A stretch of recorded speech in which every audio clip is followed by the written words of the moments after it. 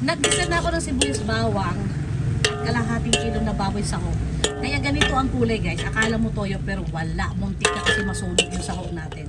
Ngayon naglagay na ako ng tubig. At nilagay ko na rin yung 1/4 na langka. Kasi ang ulam natin ngayon or ang linuluto ko ngayon ay halo-halong gulay. So ngayon, nandyan na yung langka. Ilagay ko na ang kalabasa.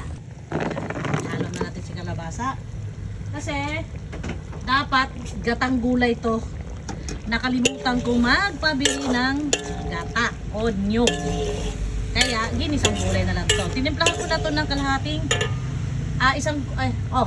asin at paminta.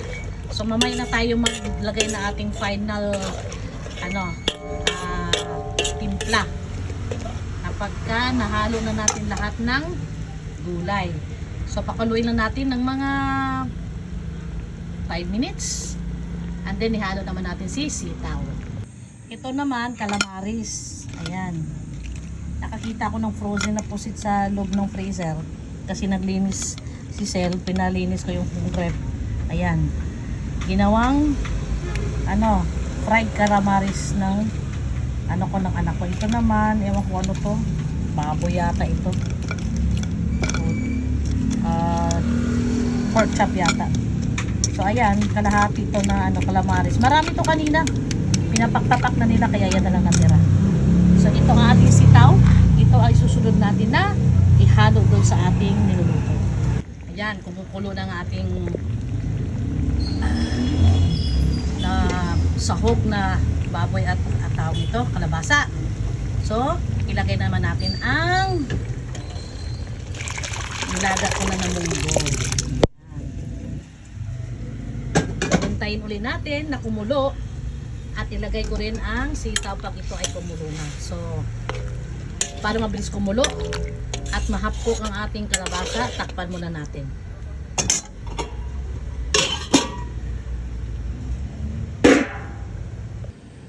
Magdagdag ako ng konting paminta.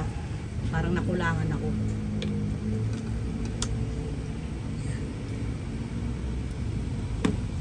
Hinihintay ko lang yung matinding kulo, yung galit na galit sa kulo para ilagay na natin ang sitaw.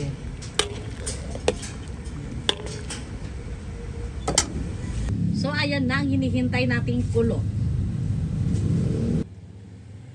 Kumikibot-kibot na sa kulo, ilagay na natin ang sitaw. Isang matinding kulo lang din ito kasi ayaw natin ma-overcook ang sitaw. Mix gulay natin, nahalo natin dito ay munggo, langka, kalabasa, sitaw, dahon ng malunggay kasi may puno kami dito ng malunggay at talbos. And ang pinali, lalagyan ko ng kapangalan ko, Jenny's Pork Chicharron. Ayan. Mas masarap sana to mga ka-supermam kung meron tayong gata ng nyog. Nakalimutan ko. Sa susunod kong luto, lagyan natin ng gata. Ito naman mga ka-supermam, dilis to. 1 kilo galing Pangasinan. Binili ng anak ko. Magpiprito ako nito para pamaris natin sa ating samut-saring gulay. So ito, kunti pa. Maganda sana to ihalo dito sa gulay mga ka-supermam. Dito. Pero ayaw ng mga anak nila trip kaya ibinukod ko na lang pag dito. Sige po sir. Ito na. Papalutungin ko itong mga ka-supermam. Mas masarap siyang kainin pag malutong. Pero hindi lang over sa lutong kasi mapait naman siya pag nasobrahan naman sa pag-prito. Basta katamtaman ng nalutong. Okay na yan. Ayan na, galit na sa kulo. Sa paghulog na natin ng sitaw, ilagay na natin si malunggay. Haluin na natin si malunggay. Ganyan lang guys. Huwag niyong kawkawin kasi papait ang malunggay. Ganyan lang. Parang paliliguan mo lang siya ng sabaw. Ang bango, sarap. Ay, mas masarap sana ito mga ka-supermam kung merong gata. Pero anyway, andyan na niluluto ko na. Next time na lang. And then, after ng malunggay, ilagay na natin ang talbos. Ayan. Kulay violet ang nabili ng anak ko. Hindi yung green.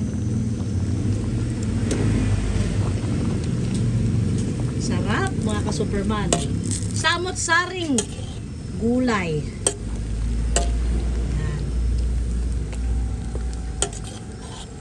Pag kulo niyan, pag matinding kulo niyan, ilagay na natin si chicharon. Si chicharon optional ha. Kung maglagay kayo, lagay ko hindi, okay lang.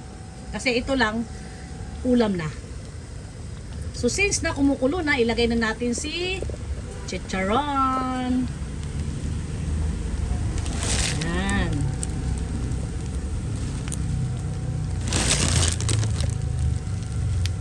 Teka, haluin muna natin to.